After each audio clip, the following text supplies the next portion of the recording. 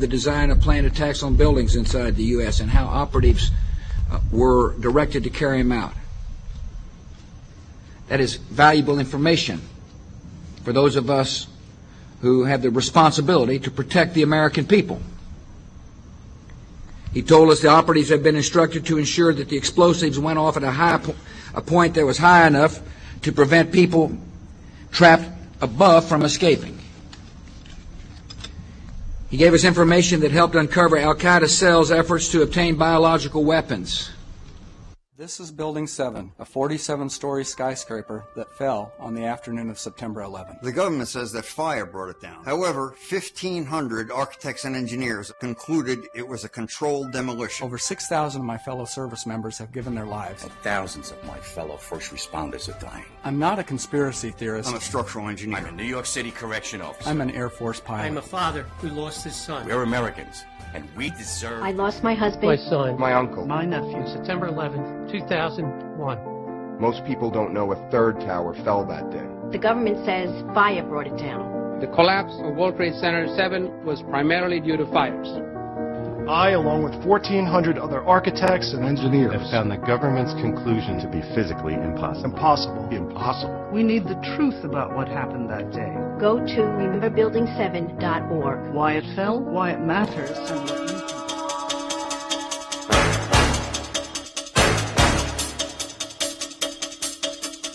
Warships are called HMCS, Her Majesty's Canadian Ship.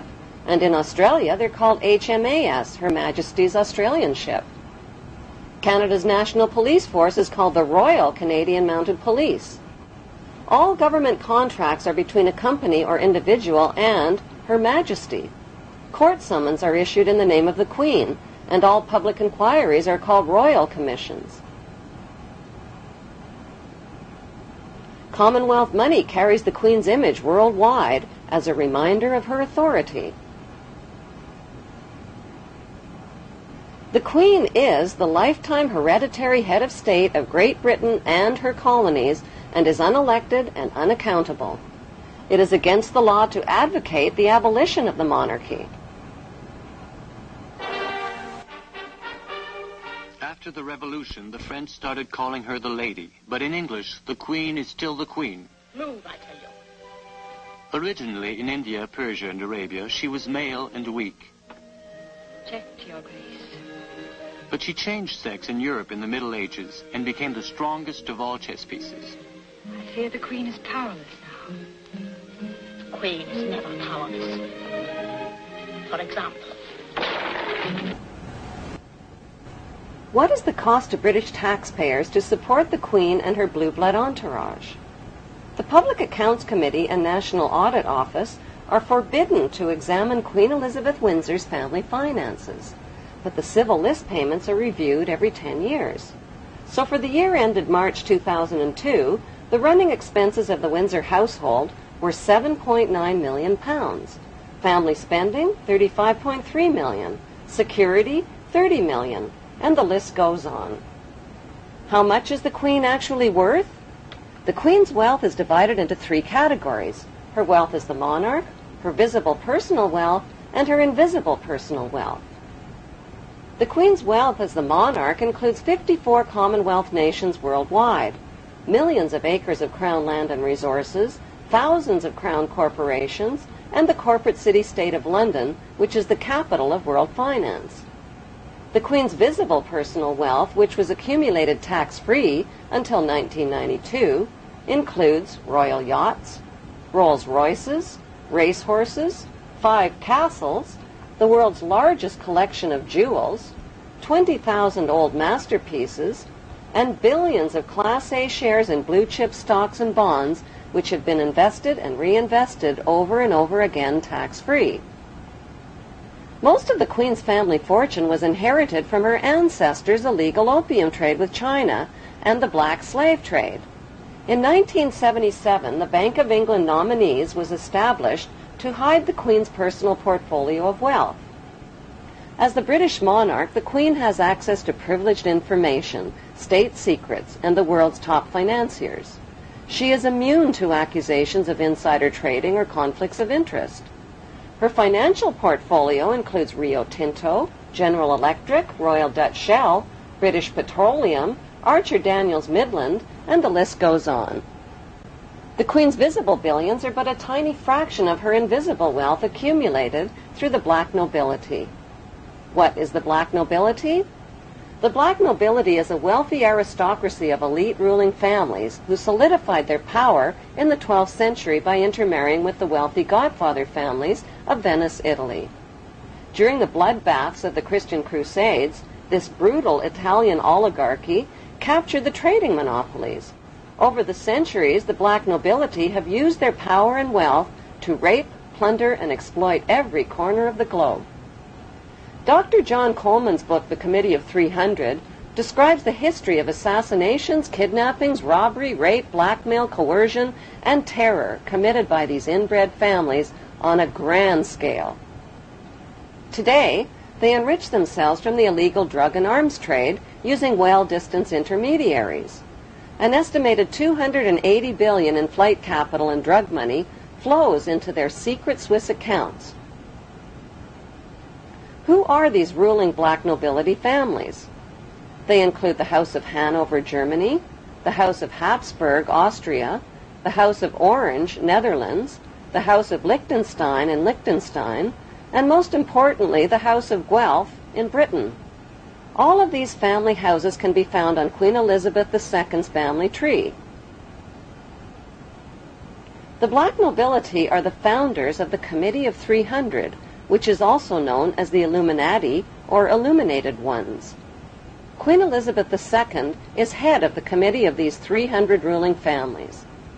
The Illuminati was formed to achieve one main objective: one world government called the New World Order. NWO spells own, backwards. All of today's think tanks originate from the Committee of 300 and include the Round Table, the CFR Council on Foreign Relations, the United Nations, the Bilderbergs, the Club of Rome, the RIIA, and the Trilateral Commission founded by David Rockefeller. Since the British colonization of America, many powerful American families have formed secret societies that cooperate with the black nobility, like the Skull and Bones fraternity at Yale University, which is rooted in German Freemasonry. Its exclusive members are some of America's most powerful and wealthy men, including 2 United States presidents, President George W. Bush and his father, President George Herbert Walker Bush. The Order of the Skull and Bones is located on the campus of Yale University. John Pogue is a Yale graduate and the producer of a Hollywood movie called Skulls, based on the chilling radiation night. Chosen members enter a windowless hall on campus where they strip naked and lay inside a coffin. During the rituals, they reveal their innermost secrets, including the intimate details of their sexual history. Senior bonesmen dressed in robes chant over the new member in a symbolic death and rebirth ceremony. Each new member takes a vow, swearing a lifetime commitment to the brotherhood, secretly known as the Brotherhood of Death. The crossed bones symbolize the right of new members to double-cross and use any means possible on their rise to power.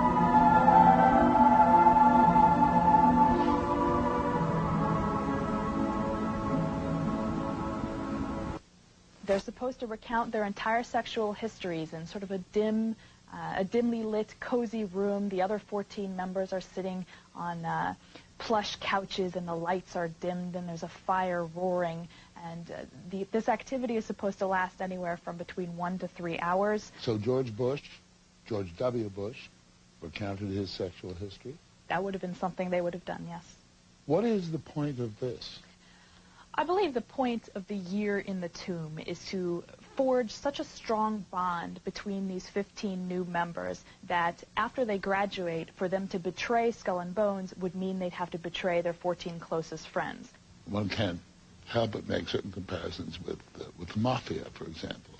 Secret society, bonding, stakes may be a little higher in one than the other, but Everybody knows everything about everybody, which is a form of protection. I think Skull and Bones has had slightly more success than the Mafia, in the sense that, you know, the leaders of the 5 families are all doing 100 years in jail, and the leaders of the Skull and Bone families are doing 4 and 8 years in the White House. Bones is not restricted to Republicans. Yet another Bonesman has his eye on the Oval Office.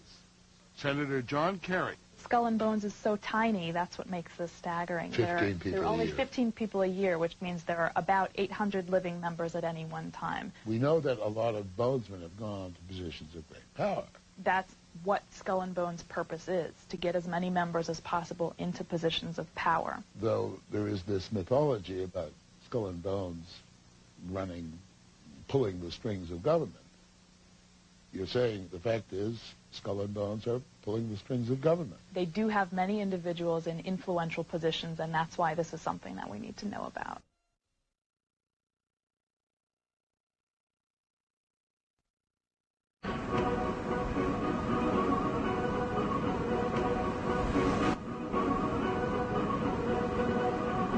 The New England Genealogy Society confirms that 19 U.S. presidents are descendants of King Edward III of England. Like European royalty, America's blue bloodlines are maintained through intermarriage. George W. Bush is descended from several kings of England and Scotland. He is also a distant cousin of Queen Elizabeth II of England.